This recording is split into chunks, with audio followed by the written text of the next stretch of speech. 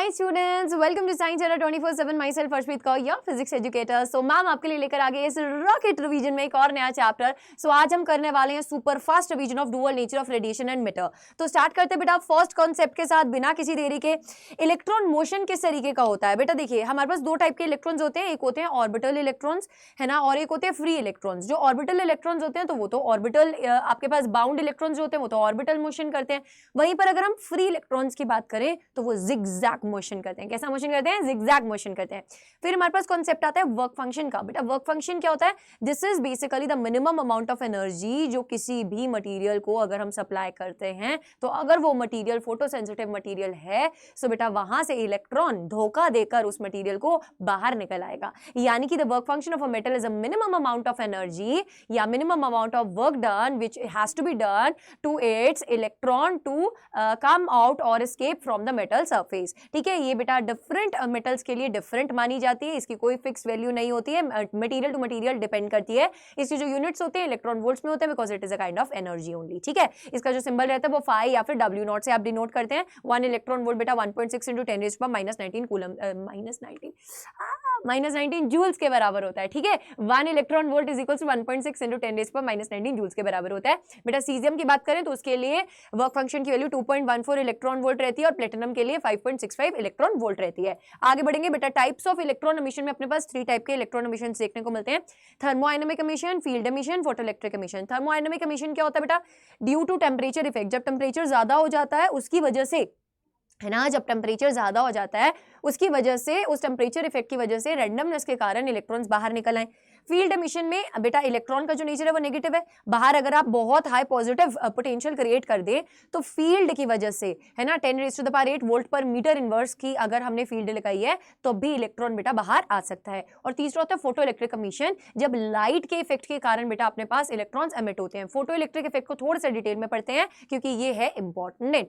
ठीक है, ये बहुत इंपॉर्टेंट टॉपिक है इस चैप्टर का. जब लाइट फॉल करती है किसी मेटल सरफेस पे तो फ्री इलेक्ट्रॉन्स एब्जॉर्ब करते हैं energy from that light and बेटा इस एनर्जी की वजह से वो मूव करते हैं और हमारे को जितना भी वर्क फंक्शन रिक्वायर्ड होता है मेटल के लिए हम उतने वर्क फंक्शन का एनर्जी यूटिलाइज करते हैं, इलेक्ट्रॉन को बाहर निकाल देते हैं, एस्केप करा देते हैं. तो जो इलेक्ट्रॉन बाहर निकलते हैं उसको फोटो इलेक्ट्रॉन बोलते हैं. और अगर इस इफेक्ट की बात करें इसको फोटो इलेक्ट्रिक एमिशन बोलते हैं. बेटा वही फोटो इलेक्ट्रॉन अगर बाहर निकल के मूव करने लगे तो वो करंट बना देता है. उस करंट को बोलते हैं photo electric current. So there are basically the 3 conditions which are very much mandatory for a photoelectric effect. First condition is h mu, that is the energy of an incident photon that should be greater than or equal to the work function. Beta mu should be greater than or equal to threshold frequency and lambda should be less than or equal to lambda naught. यहाँ पे mu naught है threshold frequency, lambda naught है critical wavelength. As we all know that C is equals to mu into lambda. C is a constant बेटा, तो mu inversely proportional to lambda होता है. यानी कि एक फ्रीक्वेंसी के ऊपर की फ्रीक्वेंसी पे अपना थ्रेशोल्ड फ्रीक्वेंसी के ऊपर की फ्रीक्वेंसी पे अपना फोटो इलेक्ट्रिक इफेक्ट स्टार्ट होता है. बोलो, थ्रेशोल्ड फ्रीक्वेंसी के ऊपर की फ्रीक्वेंसी पे अपना फोटो इलेक्ट्रिक इफेक्ट स्टार्ट होता है. वहीं पर अगर मैं बात करूं लैम्डा की तो लैम्डा बेटा एक क्रिटिकल लिमिट से कम होना चाहिए तभी आपके पास फोटो इलेक्ट्रिक इफेक्ट स्टार्ट होता है. I hope the things are crystal clear. Let's move forward to the next concept. चलिए चलते हैं नेक्स्ट कॉन्सेप्ट की तरफ, आगे बढ़ते हैं. उससे पहले इसको करते हैं रब एंड बढ़ते हैं आगे. चलिए फिर हमारे पास बेटा डेफिनेशंस आती हैं बहुत इंपॉर्टेंट, जिसमें से एक डेफिनेशन आपको पूछ ली जाती है कि आप बताइए कि थ्रेशोल्ड फ्रीक्वेंसी क्या होता है. सो थ्रेशोल्ड फ्रीक्वेंसी क्या होगा बेटा? ये मिनिमम अमाउंट, आप बोलिए कि मिनिमम लिमिट है फ्रीक्वेंसी का जिसके ऊपर का फ्रीक्वेंसी होना चाहिए तभी फोटो इलेक्ट्रिक इफेक्ट स्टार्ट हो सकता है. So photo electric emission starts only at a certain minimum frequency of light which is refer to as threshold frequency. देखिए बेटा फ्रीक्वेंसी अगर थ्रेशोल्ड फ्रीक्वेंसी से ऊपर नहीं होगी तुम जितना मर्जी इंटेंसिटी बढ़ाते चलिएगा, जितना मर्जी इंटेंसिटी बढ़ाते चलेगा इलेक्ट्रॉन बाहर नहीं आएगा. इलेक्ट्रॉन सिर्फ तभी बाहर आएगा जब आपकी एक लिमिट जो है वो साबित हो जाएगी, वो पूरी हो जाएगी, वो सेटिस्फाइड हो जाएगी, यानी कि mu is greater than mu not. Next आगे आता है हर्ट्ज एंड लेनार्ड एक्सपेरिमेंट. इसमें बेटा ये बेसिकली फोटो इलेक्ट्रिक इफेक्ट के बारे में बताता है. तो इसमें डिफरेंट कंडीशंस हम पढ़ते हैं. ठीक है, इस एक्सपेरिमेंट का सेटअप पहले देख लीजिए. This is basically the setup. Let me zoom it for you, just give me a moment. चलिए हेल्वक एंड लेनार्ड एक्सपेरिमेंट का जो सेटअप है बेटा, इसमें हमने क्या किया है, इसमें हमने एक फोटो सेंसिटिव प्लेट ली है और ये है अपने पास एक वैक्यूम ट्यूब जिसके अंदर रिएक्शन होगा, ठीक है, जहां पे बेसिकली इलेक्ट्रॉन्स निकलेंगे। अगर वैक्यूम की बात करूं वो क्यों क्रिएट किया है, सो आई होप ये चीज आपको पता है बेटा कि अगर वैक्यूम की जगह कोई और मीडियम होता तो इलेक्ट्रॉन शायद उनके साथ इंटरैक्ट करके खत्म हो सकते थे, तो इसलिए हमने यहाँ पर बीच में वैक्यूम इंसर्ट किया है, यानी कि वैक्यूम बना के रखा है मीडियम में, ताकि आपके पास जो इलेक्ट्रॉन निकल रहे हैं फोटो इलेक्ट्रॉन्स वो किसी के साथ और इंटरैक्ट ना कर सके। यह है क्वार्ट्ज विंडो है which is sensitive to the UV radiations. जब यूवी रेडिएशंस फॉल करेंगे क्वार्ट्ज विंडोज को अलाउ करेगी, फोटो सेंसिटिव प्लेट के ऊपर फॉल करेंगे। जब frequency greater than mu not होगी इलेक्ट्रॉन्स बाहर निकलेंगे। यहाँ पे पॉजिटिव पोटेंशियल क्रिएट किया हुआ है सामने वाली प्लेट के ऊपर, इलेक्ट्रॉन्स दौड़े चले जाएंगे इस पोटेंशियल की तरफ और बेटा आपके पास करंट बनने लगेगा which is refer to as photo electric current. बेटा अब यहाँ पे आप कम्यूटेटर देख सकते हैं, यहाँ पे कम्यूटेटर लगा है। बहुत सारे बच्चों को कंफ्यूजन आता है what is commutator ma'am. Commutator बेटा बस कुछ और नहीं, ऐसा सोचो कि ये एक कनेक्टिंग वायर्स होती हैं जिनके थ्रू हम कनेक्शंस को इंटरचेंज कर सकते हैं, यानी कि हम इन प्लेट्स के पॉजिटिव और नेगेटिव्स को इंटरचेंज कर सकते हैं, because this is battery and this is बेटा आपके पास voltmeter parallel to the battery and ये लगा आपके पास माइक्रो एम्पियर। जो करंट बनता है वो बहुत बड़ा नहीं बनता, पिद्दू करंट बनता है, तो इसलिए माइक्रो एम्पियर का यूज किया है। बेटा हम बार बार बैटरी को चेंज नहीं करना चाहते, इंटरचेंज नहीं करना चाहते, इसलिए हमने कम्यूटेटर का यूज किया है। अब ये चीज देखी गई कि जैसे जैसे हम इंटेंसिटी को बढ़ाते हैं, once we are increasing the intensity, listen to me very carefully, once we are increasing the intensity we get to know that हमारे पास जो नंबर ऑफ चार्ज कैरियर्स हैं वो बढ़ते जा रहे हैं। नंबर ऑफ चार्ज कैरियर्स बेटा हमारे पास क्या हो रहे हैं, इंक्रीज होते जा रहे हैं। बट वहीं पर अगर मैं बात करती हूँ आपके पास जो चार्ज कैरियर्स का काइनेटिक एनर्जी है क्या वो भी बढ़ता जा रहा है, नहीं बेटा। जैसे जैसे मैंने इंटेंसिटी को बढ़ाया नंबर ऑफ चार्ज कैरियर्स यानी कि फोटोन्स बढ़ते चले गए। हर एक फोटोन एक इलेक्ट्रॉन को लेकर निकलता गया and one two one process में बेटा आपके पास जो इलेक्ट्रॉन्स का नंबर है वो बढ़ता गया। अगर इंटेंसिटी बढ़ती गई तो फोटो इलेक्ट्रॉन्स बढ़ने पर आपके पास करंट की वैल्यू भी बढ़ती रही। तो इंटेंसिटी बढ़ने का असर सीधा सीधा करंट पे देखा जाता है, करंट की वैल्यू इंक्रीज होना शुरू हो जाती है। बट अगर आप बोलें कि फ्रिक्वेंसी बढ़ने से आपके करंट की वैल्यू बढ़ेगी तो ये चीज पॉसिबल नहीं है। फ्रिक्वेंसी बढ़ने से सिर्फ एक ही इंपैक्ट पड़ता है, फ्रिक्वेंसी बढ़ने से जितने भी आपके पास इलेक्ट्रॉन्स निकल रहे हैं वो और ज्यादा एनर्जी के साथ निकलेंगे। अगर उनका जो वर्क फंक्शन वाला वैल्यू है वो सेटिस्फाइड हो गया और रिमेनिंग अभी भी एनर्जी हमारे पास बाकी है तो वो काइनेटिक एनर्जी में कन्वर्ट होती जाएगी। सो बेटा आपके पास फ्रीक्वेंसी बढ़ने से काइनेटिक एनर्जी बढ़ती है और उसके कारण डिफरेंट काइनेटिक एनर्जी लेते हुए इलेक्ट्रॉन्स बाहर निकलते रहते हैं। सो इसका मतलब ये नहीं होता है कि आपके पास नंबर ऑफ इलेक्ट्रॉन्स बढ़ रहा है ना, उसी इलेक्ट्रॉन का एनर्जी बढ़ रहा है बट करंट की वैल्यू इस केस में सेम ही रहती है। ठीक है, चलिए आगे बढ़ते हैं बेटा। अगर हम बात करें कि हमने इंटेंसिटी ऑफ द लाइट की बात करें, power is directly proportional to intensity, तो जितनी ज्यादा पावर होगी उतनी ही ज्यादा बेटा क्या होगी, इंटेंसिटी होगी। तो ये कुछ एक्सपेरिमेंटल आउटकम्स निकल के आए जो कि बहुत इंपॉर्टेंट माने जाते हैं, जिसमें सबसे पहले बेटा हमने प्लॉट किया किसको, सबसे पहले हमने प्लॉट किया है किसको, कलेक्टर प्लेट पोटेंशियल को वर्सेस फोटो इलेक्ट्रिक करंट को। बेटा जो सामने वाली प्लेट थी ना उसके ऊपर हम अब पोटेंशियल को चेंज कर सकते हैं। आप सोच के देखो इलेक्ट्रॉन की नेचर कैसी थी, नेगेटिव थी, तो इलेक्ट्रॉन नेगेटिव चार्ज के साथ बढ़ता चला आ रहा था। अगर मैं सामने वाले इलेक्ट्रोड के ऊपर जो पोटेंशियल है वो पॉजिटिव क्रिएट करूंगी तो इलेक्ट्रॉन अट्रैक्ट होता आएगा, करंट बढ़ता जाएगा। अब एक टाइम ऐसा आएगा कि जितने भी इलेक्ट्रॉन्स निकल रहे हैं वो सारे के सारे इस कलेक्टर प्लेट ने कलेक्ट कर लिए, तो बेटा करंट क्या हो जाएगा, सैचुरेट हो जाएगा। करंट क्या होगा, सैचुरेट हो जाएगा। आप देख सकते हो करंट की वैल्यू बढ़ नहीं रही है अगर हम वोल्टेज को बढ़ाते भी जा रहे हैं। क्यों, क्योंकि सारे के सारे इलेक्ट्रॉन्स बेटा हमने कलेक्ट कर लिए हैं। अब दूसरी कंडीशन ये, जैसे जैसे आप इंटेंसिटी को बढ़ाते जाओगे आप देख रहे हैं कि मैक्सिमम वैल्यू ऑफ करंट बढ़ती जा रही है। अब बेटा जो इलेक्ट्रॉन का नेचर होता है वो नेगेटिव नेचर होता है। अगर हम सामने वाले इलेक्ट्रोड के ऊपर जीरो पोटेंशियल भी क्रिएट कर देंगे ना तब भी हमारा इलेक्ट्रॉन स्टॉप नहीं हो सकता, तब भी इलेक्ट्रॉन रुक नहीं सकता। बट अगर हम बोलें कि हमने सामने वाले इलेक्ट्रोड के ऊपर नेगेटिव पोटेंशियल दे दिया, हमने सामने वाले इलेक्ट्रोड के ऊपर नेगेटिव पोटेंशियल दे दिया, नेगेटिव इलेक्ट्रॉन नेगेटिव ही पोटेंशियल, नेगेटिव नेगेटिव क्या करता है बेटा, बोलो, नेगेटिव नेगेटिव क्या करता है, रिपेल करता है। सो एक ऐसा पोटेंशियल आएगा जिसपे एक इलेक्ट्रॉन जो अप्रोच कर रहा था इलेक्ट्रोड प्लेट जाने के लिए, अगर उस इलेक्ट्रोड पे हमने नेगेटिव पोटेंशियल दिया तो एक ऐसा पर्टिकुलर पोटेंशियल आएगा वो सारी की सारी रिटार्डिंग पोटेंशियल्स में से जिसको हम स्टॉपिंग पोटेंशियल के नाम से जानते हैं। So stopping potential is that potential on which electron stops and we can say that current stops. Current क्या हो जाता है बेटा, रुक जाता है। करंट क्या होता है, रुक जाता है। सो जैसे जैसे इंटेंसिटी बढ़ाओगे तो बेटा उसका असर देखा गया कि स्टॉपिंग पोटेंशियल की वैल्यू में चेंज नहीं आएगा, स्टॉपिंग पोटेंशियल सबके केस में सेम ही रहेगा अगर आपने फ्रीक्वेंसी को सेम रखा है। For a given in frequency, stopping potential remain same. Next हम प्लॉट करते हैं बेटा, this is also a very important plot, जिसमें हम अगेन कलेक्टर प्लेट पोटेंशियल को प्लॉट करते हैं किसके साथ बेटा, आपके फोटोइलेक्ट्रिक करंट के साथ। तो ये चीज देखी गई कि हम जैसे जैसे फ्रीक्वेंसी को बढ़ाते जा रहे हैं, once we are increasing the frequency we are getting different values of stopping potential, because अगर आप फ्रीक्वेंसी को बढ़ाएंगे काइनेटिक एनर्जी बढ़ेगा और उन्हीं इलेक्ट्रॉन्स को रोकने के लिए अब जो स्टॉपिंग पोटेंशियल है उनको भी बढ़ाना पड़ेगा, इंक्रीज करना पड़ेगा। सो बेटा फ्रीक्वेंसी के बढ़ने से स्टॉपिंग पोटेंशियल की वैल्यू भी लगातार बढ़ती जा रही है, उसमें इजाफा होता जा रहा है। बट वहीं पर अगर हम मैक्सिमम करंट की बात करें, मैक्सिमम करंट यानी कि सैचुरेटेड करंट बेटा रिमेन सेम, उसमें कोई भी चेंज नहीं आ रहा है। सो दिस इज इट, आगे बढ़ते हैं। नेक्स्ट बेटा एज वी नो दैट, अब मैं यहाँ पे आपको एक चीज बोलना चाहूंगी कि बेटा जो आइंस्टाइन जी थे ना, वो किस हक में थे, वो इस हक में थे कि जो लाइट है उसका पार्टिकल नेचर है, ठीक है। तो वो लगातार ये कोशिश करते जा रहे थे कि कुछ ना कुछ ऐसे प्रोसेसेस के बारे में बताते जाएं, ऐसे है ना चीज़ों के बारे में बताते जाएं जिससे लाइट की जो पार्टिकल नेचर है वो प्रूफ हो। बट बेटा यहाँ पर अगर हम फोटो इलेक्ट्रिक इफेक्ट में बात करें तो वो बिल्कुल करेक्ट थे, ये वेव नेचर से एक्सप्लेन नहीं हो सकता। सो ये क्वेश्चन पूछा जाता है आपको कि फेलियर्स ऑफ वेव थ्योरी लिखो। तो फेलियर्स ऑफ वेव थ्योरी में सबसे पहला पॉइंट बेटा आप क्या लिखेंगे, वेव थ्योरी कहती है कि जैसे जैसे आप इंटेंसिटी बढ़ाते हो आपके पास करंट की वैल्यू बढ़ती है ना। आपके पास amplitude intensity is directly proportional to amplitude का स्क्वायर, तो करंट की वैल्यू बढ़ रही है।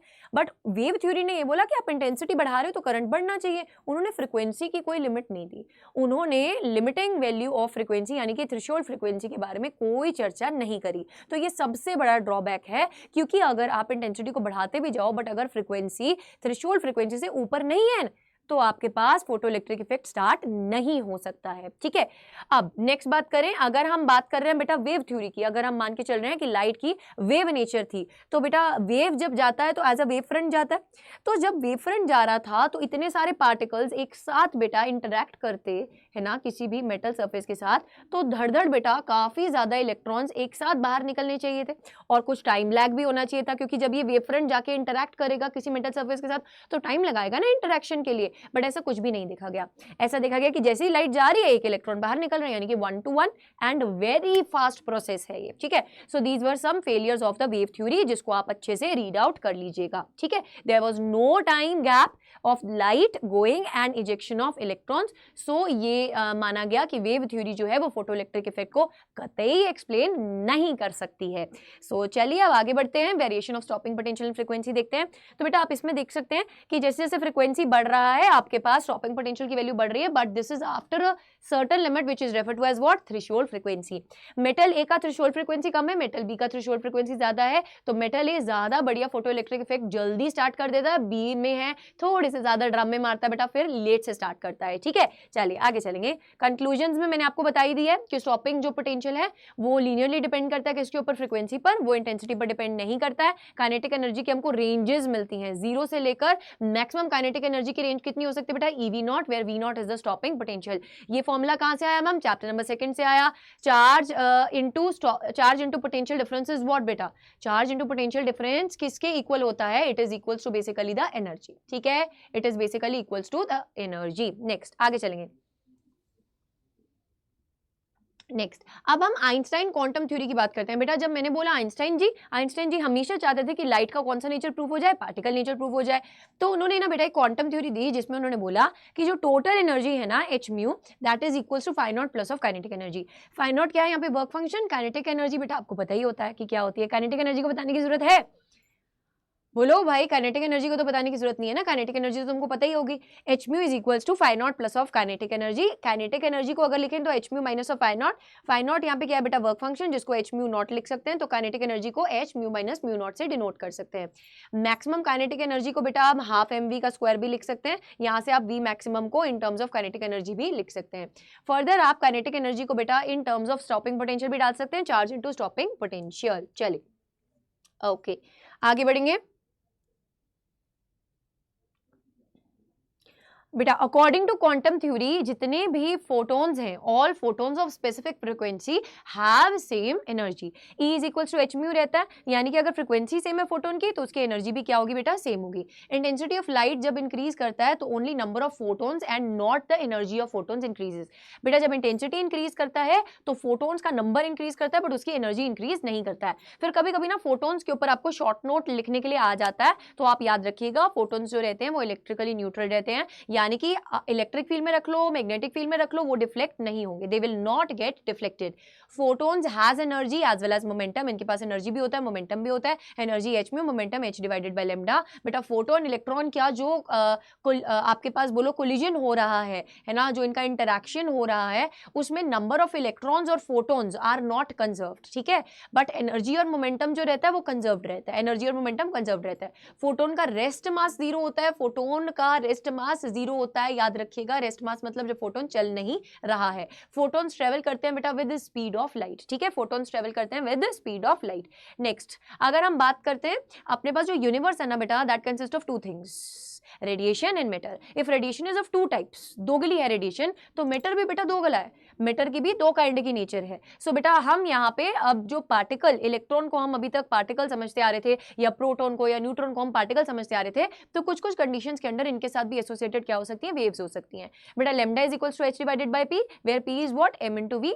आपके पास p क्या है, लीनियर मोमेंटम है। तो ऐसे कंडीशंस, ऐसी वेव्स, इनको हम क्या बोलते हैं, डिब्रॉय वेव्स बोलते हैं। इनको बेसिकली हम डिब्रॉय वेव्स बोलते हैं क्योंकि ये डिब्रॉय जी ने बताया था, और इनको मैटर वेव के नाम से भी जानते हैं। और बेटा ये किसके साथ एसोसिएटेड होते हैं, मूविंग पार्टिकल्स के साथ एसोसिएटेड होते हैं। यानी कि अगर इनका v 0 हो जाएगा बेटा तो लैम्डा तो डिफाइंड नहीं रहेगा। सो ये मैंडेटरी थिंग है कि इनका m भी छोटा होना चाहिए और v की वैल्यू भी डिफाइंड होनी चाहिए। m छोटे से मतलब मैं, तुम या कोई और, किसी के साथ भी बेटा आपके पास डिब्रॉय वेव एसोसिएटेड जो है भी वो नेग्लिजिबल मानी जाएगी। बट अगर हम सब एटॉमिक लेवल्स पे चले जाते हैं, हम छोटे पार्टिकल्स पे चले जाते हैं, तो वहां पर जो मासेस रहते हैं वो बहुत पिद्दी रहते हैं। इलेक्ट्रॉन का मास 9.1 × 10⁻³ kg, बहुत पिद्दू सा है, तो उसके साथ एसोसिएटेड जो वेव है वो इफेक्टिव है, ठीक है। चलिए नेक्स्ट आगे बात करते हैं, कैलकुलेशन ऑफ इलेक्ट्रॉन वेव की बात करते हैं। बेटा अगर हम इलेक्ट्रॉन के वेव को कैलकुलेट करना चाहते हैं, सो हम बेसिकली काइनेटिक एनर्जी को in terms of simply linear momentum को in terms of kinetic energy डालेंगे, काइनेटिक एनर्जी को चार्ज इनटू पोटेंशियल डालेंगे,